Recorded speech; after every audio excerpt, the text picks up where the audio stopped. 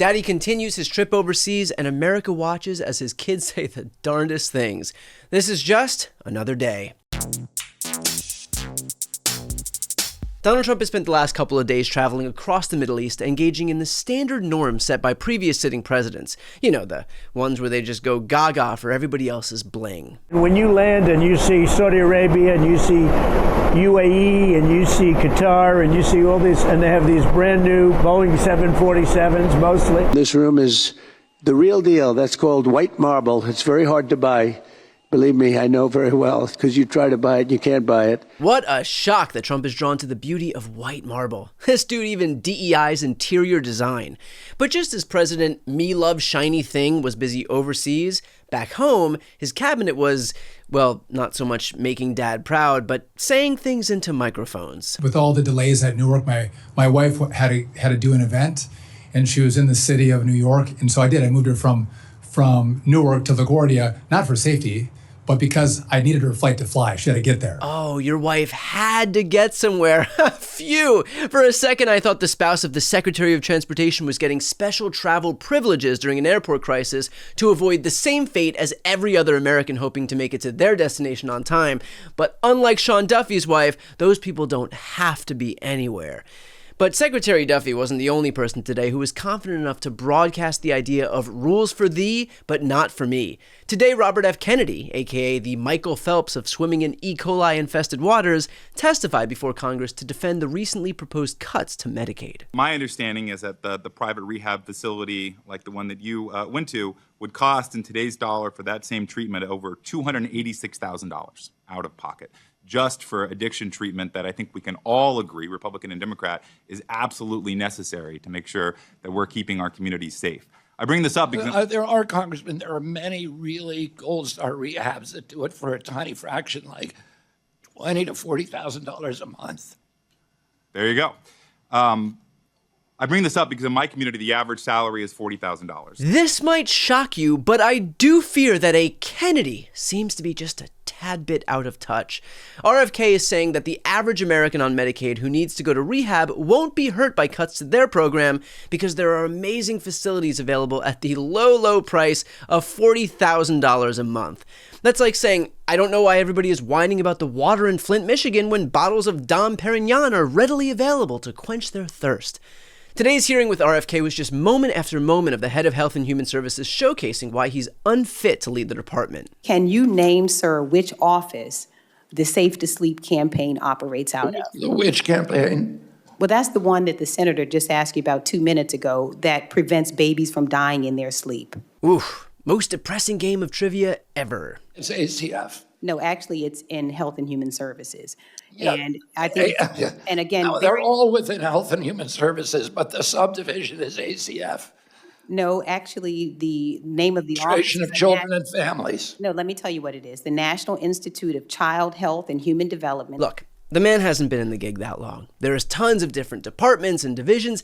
How is he supposed to remember the name of every single one? It's not like it's named after his own aunt. This is actually the one that your aunt, Eunice Kennedy Shriver, is the person who it's named after. Yeah. And you thought forgetting your aunt's birthday was bad. Kennedy spent hours claiming that he cares about the health of every American while at the same time doing absolutely nothing to push back on the budget cuts that have been made to NIH. You are here to defend cutting NIH by half. I think the cuts that are now proposed by NIH are going to hurt. I think that President Trump, listen, there's no agency head in the government like myself that wants to see their budget cut. Of course not. But there also doesn't seem to be a single agency head in the government willing to take a stand against the haphazard cuts being touted as efficiency. For a guy who loves to boast about his workout regimen, he sure does lack the muscle to confront his boss. But no subject has showcased just how out of touch RFK is with the medical community more than his, let's call it, loose relationship with vaccines. During his confirmation process, he promised members of Congress and the American people that if appointed as head of HHS, he would leave his anti-vax views at home. And yet, you canceled $12 billion in grants to the states, including my state, that are used to administer and track vaccines. You also promised Chairman Cassidy that the FDA would not change vaccine standards from, quote, historical norms. But what happened as soon as you were sworn in? You announced new standards for vaccine approvals that you proudly referred to in your own press release as a radical departure from current practice. And experts say that that departure will delay approvals. Are you actually still recommending people get the vaccine, or are you not? Senator, if I advised you to swim in a lake that I knew there to be alligators in, wouldn't you want me to tell you there were alligators in it? No. He's not imposing his own baseless anti-vax views on people. He's merely likening getting vaccinated to swimming in a lake with an apex predator against whom any human is assured certain death.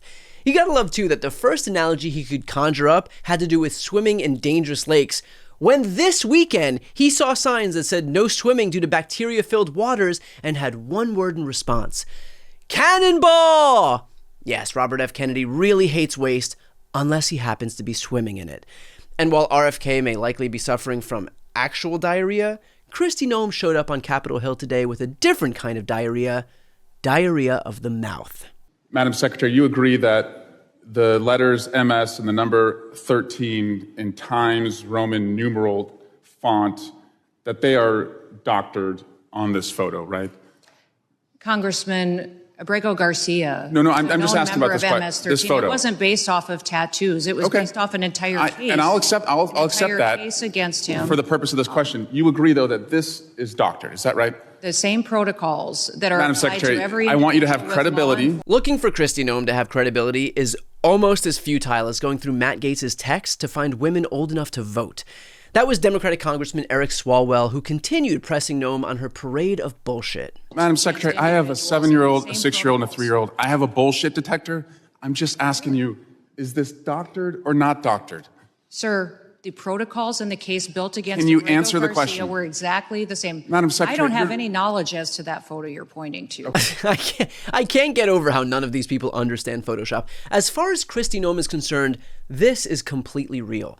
Like her counterpart, RFK, Secretary Noem sat in front of Congress today to defend the 2026 budget cuts, as well as her department's recent actions on immigration and their refusal to follow Supreme Court orders demanding the facilitation of the release of Abrego Garcia to the United States. What steps have you taken to return Mr. Abrego Garcia to allow him to get due process? Abrego Garcia is in his home country. For this The man, court order says that you must take steps to follow the court order. You are here under oath. What steps have you taken to return Mr. Abrego Garcia pursuant to this court order? It's got to be extremely discouraging to be one of your constituents. To see you fight for a terrorist like this and not fight for them is extremely alarming. Did you hear the gasps in that room? It sounded like Kristi Noem shot her dog again. Secretary Noem is willfully conflating the right to due process with defending a terrorist. And this is how members of this administration and the Republicans who support them operate. To circumvent the Constitution, they relabel people as enemies of the state and even attempt to redefine the entire immigration issue as something it's not. Ms. Noem, are you familiar with Article 1, Section 9, Clause 2 of the Constitution that covers the suspension of the writ of habeas corpus? Yes. It says that the writ of habeas corpus shall not be suspended unless, when cases of rebellion or invasion, the public safety may require it. You testified under oath, I believe, that the Biden administration allowed an invasion into our country. Is that correct? That is correct. So do you think it falls under the constitutional guidelines that I just read to you? I'm not a constitutional lawyer, but I believe it does. Damn right she's not a constitutional lawyer. She is a fucking magician because she's making everyone's rights disappear. This administration came into office and strategically labeled the immigration issue as an invasion, as nothing more than a pretense to strip due process rights away from all Americans by suspending habeas corpus. But you can't claim things are worse than they are just to justify your actions. I mean, what are you, the police? Trump's cabinet members don't think the rules or the Constitution applies to them, and Americans are sick and tired of their, what's the word?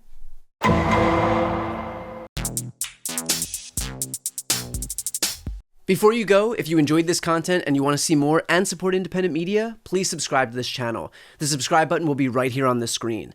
But second, the reality is that we are now in a political environment where this administration can lean on any of the social media platforms to suppress certain voices if they don't like critical coverage. That means my longevity here is in the hands of a few tech billionaires who are already making it clear that they are willing to cater to this administration. To that end, signing up for my newsletter is a way for me to reach you directly if that ever becomes necessary. I'll put the link right here on the screen as well, so please sign up. It's free, but there's also an option to do a paid subscription if you'd like to support me and my team. I really appreciate it. Thanks so much for watching.